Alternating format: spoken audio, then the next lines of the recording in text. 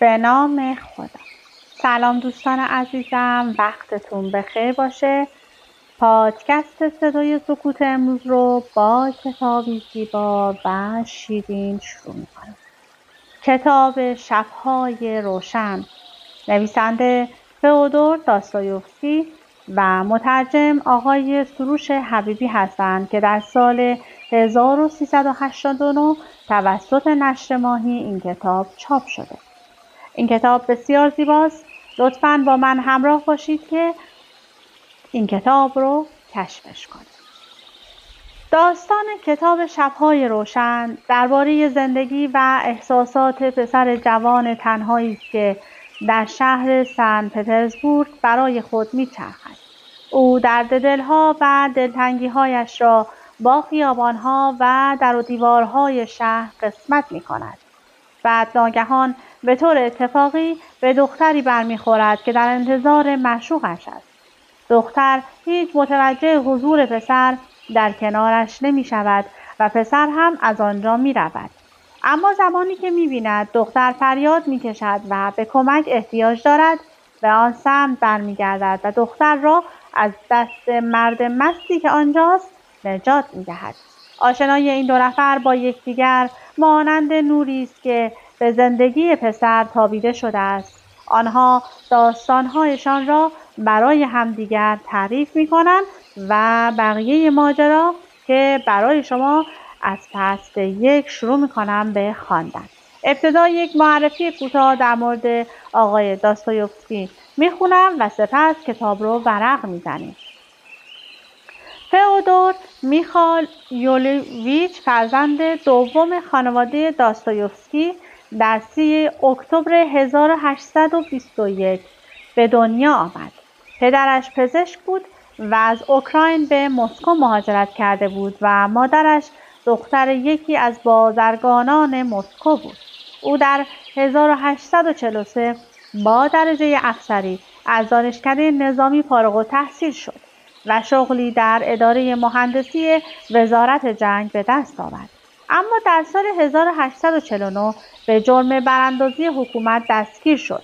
حکم اعدام او مشمول بخشش شد و در عوض او 4 سال در زندان سیبری زندانی بود و بعد از آن نیز با لباس سرباز ساده خدمت می‌کرد. شهرت او به خاطر رمان‌هایش ابله، قمارباز، برادران کارامازوف و جنایت و مکافات است. ویژگی منحصر به فرد آثار وی روانکاوی و بررسی زوایای روانی شخصیت‌های داستان است. سورئالیست‌های مانیفیست خود را بر اساس نوشته‌های داستایوفسکی ارائه کردند. داستایوفسکی در 59 سالگی در 9 فوریه 1881 در سن پترزبورگ از دنیا رفت. لطفاً با من همراه باشید تا این کتاب جذاب و زیبا و عاشقانه رو با هم کشفش کنیم. ابتدا نوشته خیلی کوتاهی از سخن مترجم رو براتون میخونم. شب عاشقان بیدل چه شب دراز باشد، تو بیا که از اول شب در صبح باز باشد. شب‌های روشن عنوان این گوهر شب چراغی که داستایوفسکی در دست ما نهاده. خب، فصل اول. و شاید تقدیرش چنین بود که لحظه ای از عمرش را با تو همدل باشد. ایوان تورگنیف. شب اول. شب کم نظیری بود. خواننده عزیز، از آن شبها که فقط در شور شباب ممکن است.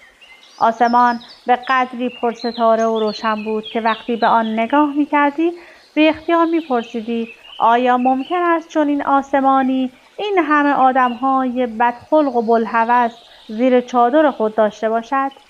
بله، خواننده است. این هم پرسشی است که فقط در دل یک جوان ممکن است پدید آید، در دل‌های خیلی جوان. اما ای کاش خدا این پرسش را هرچه بیشتر در دل شما بیندازد. حرف آدم‌های بدخلق و بوالهوس را زدم و ناچار یادم آمد که آن روز از صبح رفتار خودم همه صفا و پاکدلی بود. اما از همان صبح بار غم عجیبی بر دلم افتاده بود که آزارم می‌داد.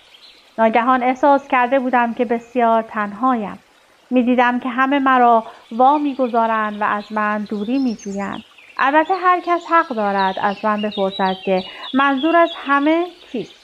چون 8 سال است که در پترزبورگم و نتوانستم یک دوست یا حتی آشنا برای خودم پیدا کنم.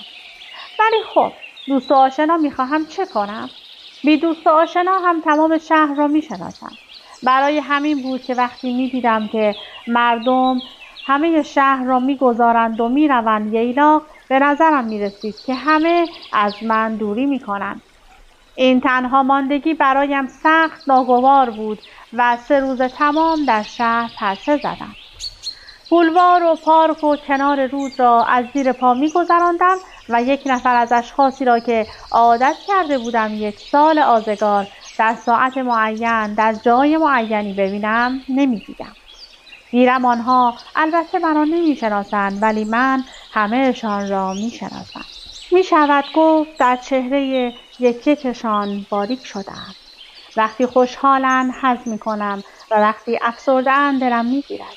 اما با پیرمردی که هر روز در ساعت معینی در کنار فانتانکا می‌بینم می‌شود گفت دوست شدم. حالت چهرهش خیلی موقر است و همیشه انگاری در فکر است. مدام زیر لب چیزی می‌گوید و دست چپش را حرکت می‌دهد. انگاری با این حرکات بر آنچه در سرش می‌گذرد تأکید می‌کند. عصای دراز پرقوز و گرهی در دست راست دارد با دسته‌ای طلایی.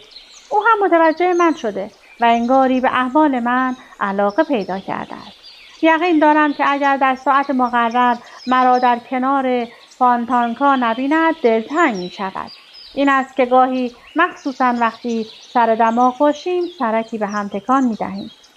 چند روز پیش که 2 روز بود یکدیگر را ندیده بودیم، چیزی نمانده بود که از راه احترام کلاه از سر برداریم. اما خوشبختانه تا زیاد دیر نشده بود به خود آمدیم و دستهامان فرو افتاد و دوستانه از کنار هم گذشتیم.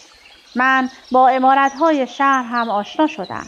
وقتی از خیابان رد می‌شوم هر یک مثل این است که به دیدن من می‌خواهند به استقبالم بیایند و با همه پنجره‌های خود به من نگاه می‌کنند و با زبان بی‌زبانی با من حرف می‌زنند.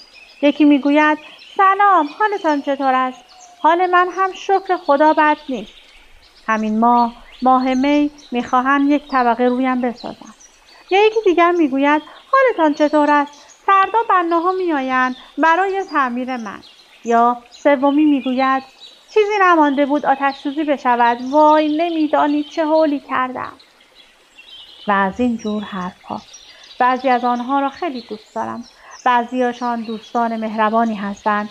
یکی از آنها خیال دارد امسال تابستان 1 معمار بیاورد برای معالجه‌اش. من تصمیم دارم هر روز سری به او بزنم که مبادا خدا نخواسته در معالجه‌اش اعمالی بشود. اما ماجرای آن خانه نقلی گلی رنگ را فراموش نمی‌کنم. نمی‌دانید چه عمارت آجری ملوس دلچسبی بود. وقتی با آن پنجره‌های قشنگش به آدم نگاه می‌کرد، دل آدم روشن می‌شد. به عمارت‌های زمخت و بدترکیب مجاورش با چنان افاده‌ای نگاه می‌کرد که هر وقت از کنارش رد می‌شدم راستی کیف می‌کردم. اما هفته پیش که بار دیگر از آن کوچه می‌گذشتم به رفیقم نگاه کردم. فریاد شکایتی از دلش به گوشم رسید. میگفت می‌خواهند زردم کنند. جانیان بدکردار، وحشی‌های نفهم، از هیچ چیز نگذشتند. نه ستونها را معاف کردن، نه گیلویی زیبایش را. رفیق من سراپا زرد شد. انگاری یک قناری. از غیظ زردابم به جوش آمد. طوری که چیزی نمانده بود یرقان بگیرم. تا امروز نتوانستم دلم را راضی کنم و به دیدن رفیق بینوای بلا زده‌ام که رنگ امپراتوری آسمان پناهمان را گرفته است بروم. به این ترتیب شما ای خواننده عزیز می‌بینید که من با چه شور و صفایی با شهر خودم پترزبورگ آشنایم. بیش از این گفتم که 3 روز رنج بردم تا عاقبت دستگیرم شد که علت ناراحتیم چیست. در خیابان حالم سر جا نبود. قصه می‌خوردم که چرا از فلان کس اثری نیست. چندی است بهمان را ندیدم. این یکی دیگر کجا رفته بود؟ در خانه هم خلقم تنگ بود. 2 شب تمام خودم را می‌کشتم تا سر درآورم که در این کنج خلوتم چه مرگم است. چرا در این اتاق همش اینجور ناراحتم؟ هاج و واج و اطرافم، به دیوارهای کپک زده و سبز شده و دوده گرفته، به سقف اتاق که تار عنکبوت از برکت کفایت و کدبانویی ماتریوپونا ریسه ریسه از همه جایش آویخته است نگاه می‌کردم. همه مبل‌هایم را، یک یک صندلی‌هایم را وارسی کردم و در پی علت نگرانیم می‌گشتم. چون اگر حتی یک صندلی درست سر جایش نباشد، آرامشم را از دست می‌دهم. سر وقت پنجره رفتم، اما هیچ فایده نداشت. حتی کار را به جایی رساندم که ماتریونا را صدا کردم و فی المجلس البته پدرانه بابت تار عنکبوت و به طور کلی بابت شلختگیش ملامتش کردم. اما او با تعجب بر نگاهم کرد. انگاری نمی‌فهمید چه می‌گویم و بی آنکه جوابی بدهد گذاشت و رفت. به طوری که تار عنکبوت‌ها هنوز با خیال راحت سر جای خودشان از سقف آویختند. عاقبت امروز صبح بود که علت این ناراحتی را حدس زدم. بله، علت این بود که مردم شهر همه مثل این است که از من میرمند و به ییلاق میروند. این کلمه عوامانه را بر من ببخشید. ولی خب من حال و حوصله سلیسگویی را ندارم. آخر هر کسی که سرش به تنش بیارزد و سر و پوز آبرومندانه‌ای داشته باشد و مثلا درشکه سوار شود، فوراً در نظر من به آدم محترم خانواده‌داری مبدل می شود که همین که کار روزانه‌اش در اداره تمام شد، بیان که حتی چمدانی بردارد روانه ییلاق می شود و در امن و صفای خانواده خود جا خوش می کند. آخر آبران هر یک حالت خاصی داشتند که از دور داد می‌زد. می‌دانید من در شهر بمان نیستم. 2 ساعت دیگر در ییلاقم.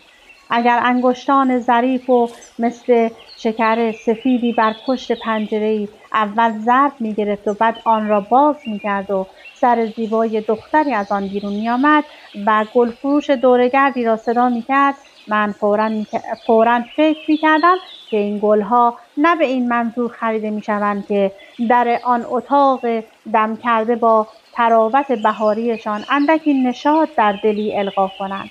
زیرا این دختر خانم گلدوست در شهر بمان نیست و به زودی به ییلاق می‌رود و گلدان را هم با خودش می‌برد. تازه کار به این اتمام نمی‌شد. من در حد کشفیاتی که خاص خودم بود به قدری پیشرفت کرده بودم که می توانستم بی اشتباه بگویم که چه جور اشخاصی به کدام ییلاق می روند. مثلا ساکنان جزیره سنگی یا جزیره داروسازان یا مستاجران خانه های راسته پترزبورگ رفتاری سنجیده و بسیار پسندیده داشتند. لباس های تابستانی شیک می پوشیدند و با کالسکه به شهر می آمدند. هیئت ساکنان پاراگولوا و دورتر از آن با سلامت نفس و متانت خود به نگاه اول اعتماد القا می کرد. حالانکه اشخاصی که تابستانشان را در جزیره کریستوفسکی می گذراندند با نشاط آرامششان شاخص بود.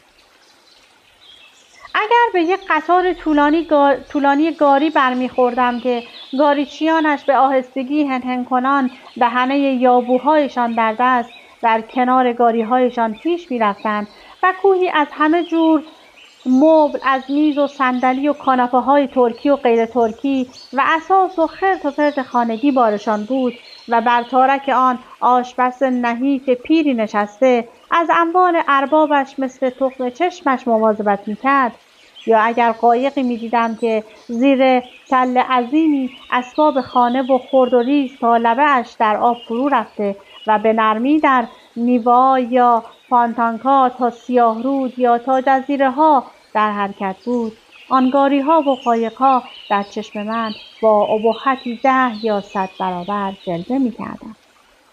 به نظرم می رسید که همه خلق خدا بلند شده و راه ییلاق پیش گرفتند و کاروان از شهر فرار و به ییلاق مهاجرت می کنند.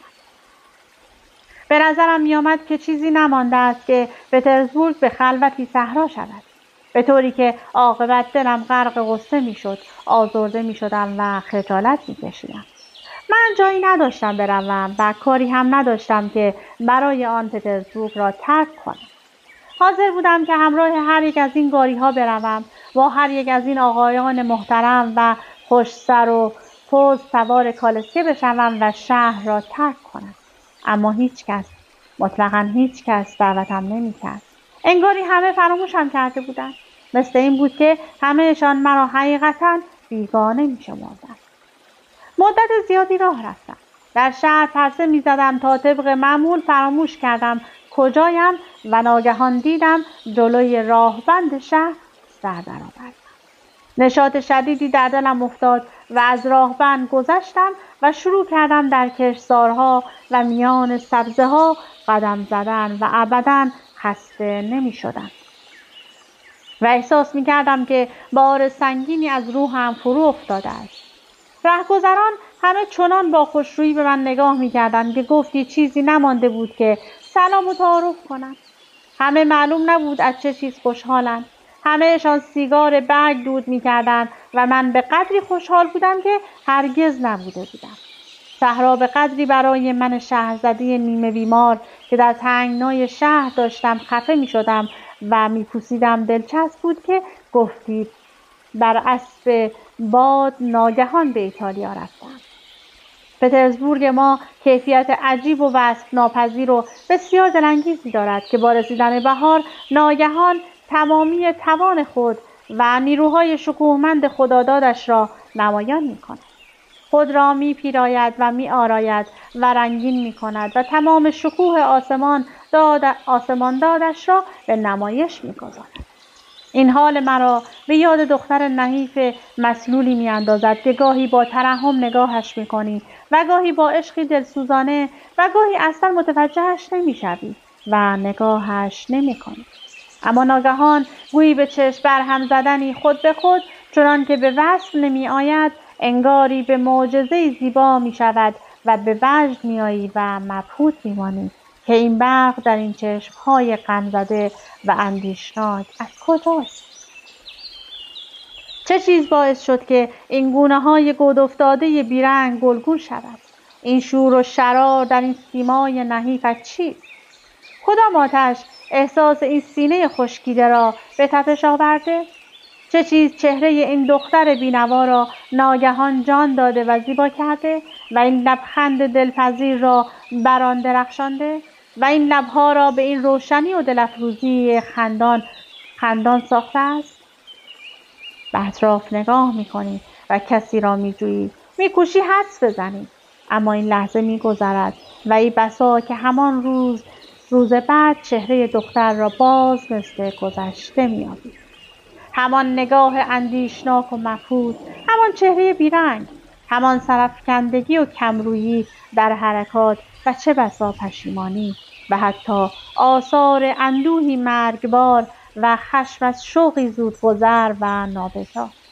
افسوس می‌خوری که این زیبایی گذرا چون این به سرعت سپری شد و بی بازگشت و چون این فریبنده و بی حاصل پیش چشمت درخشید و افسوس از آنکه حتی مجال نداد که به او دل ببازی. و با این حال شبم بهتر از روزم بود. اما علت آن بسیار دیر به شهر برگشتم و چون به نزدیکی خانه‌ام رسیدم صدای ساعت 10 بلند شد. راهم از کنار آبراه می‌گذشت و در این ساعت آنجا پرنده پر نمی‌زد. آخر خانه من بسیار پرت افتاده است. می‌رفتم و آواز می‌خواندم، زیرا وقتی دلم خوش است حتی زیر لب ترانه‌ای زمزمه می‌کنم، مثل همه خوشحالانی که دوست یا آشنای مهربانی ندارند و وقتی شادند نمی‌توانند او را در شادی خود سهیم کنند. آن وقت بود که ماجرای بسیار عجیبی برایم پیش آمد. زنی کنار راهم ایستاده به جانپناه آبراه تکیه داده بود. بر طارمی جانپناه آرنج نهاده بود و پیدا بود که به آب تیره خیره شده است. کلاه زردرنگ بسیار قشنگی بر سر داشت با روسری توری سیاه دلفریبی روی آن. در دل گفتم باید دوشیزه جوان و سیاه چشمی باشد. پیدا بود که صدای پای مرا نشنیده بود و حتی وقتی نفس حبس کرده با دلی به شدت تپان از کنارش گذشتم از جا نجنبید. فکر کردم خیلی عجیب است، حتما غرق فکر و خیال است و ناگهان انگاری در جا میخکوب شدم. صدای گریه خفه‌ای به گوشم رسید. ولی اشتباه نکرده بودم. دختر جوان گریه میکرد و ظرف 1 دقیقه چند بار صدای حقیقش را شنیدم. وای خدایا، هاج و واج ماندم. ولی اینجور چیزها کم اتفاق میافتد. برگشتم و چند قدمی به طرف او برداشتم و میخواستم به او بگویم خانم محترم، ولی یادم آمد که این 2 کلمه به قدری در داستانهای روسی که همه میخوانند تکرار شده که دیگر مبتذل شده است و همین زبانم را بست. اما ضمن اینکه دنبال کلمه‌ای میگشتم، دختر به خود آمد و نگاهی به جانب من انداخت. خود را جمع و جور کرد و سر به زیر انداخت و با قدم‌های نرمی از کنار من گذشت و در کنار آبراه دور شد. من بی اختیار به دنبالش رفتم. اما او حس زد که در پیش افتادم و آبراه را گذاشت و به آن طرف خیابان رفت و روی پیاده رو به راه افتاد. من جرئت نکردم به دنبالش به آن طرف بروم. دلم مثل مرغک گرفتاری می‌تپید، ولی حادثه‌ای به کمکم آمد. در آن طرف پیاده رو در نزدیکی دختر ناشناس من ناگهان مردی پیدا شد که دیگر جوان نبود و فراک به تن داشت و آبرودار می‌نمود، اما رفتارش هیچ آبرومندانه نبود. تلو تلو می‌خورد و از سر احتیاط دست به دیوار می‌گرفت. دختر ترسان و شتابان مثل باد پیش می‌رفت، مثل همه دوشیزگانی که شب در راهند و نمی‌خواهند کسی به فکر افتد که همراهیشان کند. و البته اگر بخت من این آقای سوس رفتار را به فکر نینداخته بود که قدم تند کند، او ابداً نمی‌توانست خود را به او برساند. آقا بیان که چیزی بگوید ناگهان از جا کنده شد و به سرعت دنبال دختر ناشناس پا به دویدن گذاشت و آنقدر کوشید تا به او رسید. دختر جیغی کشید و من خدا را شکر کردم که این بار از سر اتفاق عصای عالی پر قوس و گرهی در دست داشتم. به لحظه ای آن طرف خیابان بودم و آقای مزاحم فوراً وخامت وضع را دریافت و به ناکامی انکارناپذیر خود فکر کرد و چیزی نگفت و دست از تلاش برداشت و تازه وقتی ما خوب دور شده بودیم شروع کرد به اعتراض علیه من. با لحنی بسیار تند، اما حرفایش به زحمت به گوش ما می رسید. من به دختر ناشناس گفتم بازویتان را بدهید به من تا دیگر مزاحم نشود. دختر چیزی نگفت و بازوی خود را که هنوز از هیجان و ترس می‌لرزید به من داد. وای ای آقای مزاحم، ای همراه ناخوانده، چقدر در آن لحظه دعایت کردم. نگاه سریعی به دختر انداختم. دختر سیاه چشم و بسیار ملیحی بود. درست حدس زده بودم. در مژه‌هایش دانه‌های اشک هنوز برق می‌زد.